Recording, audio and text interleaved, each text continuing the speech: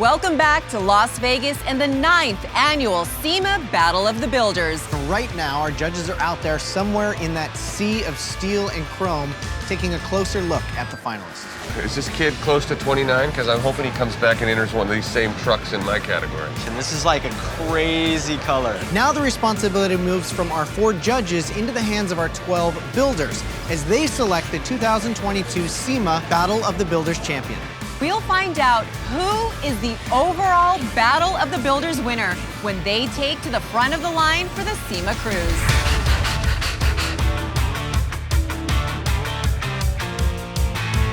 What we're building is confidence and community. I hope we're still friends at the end of it. I think everybody's ready to hear who the winner is.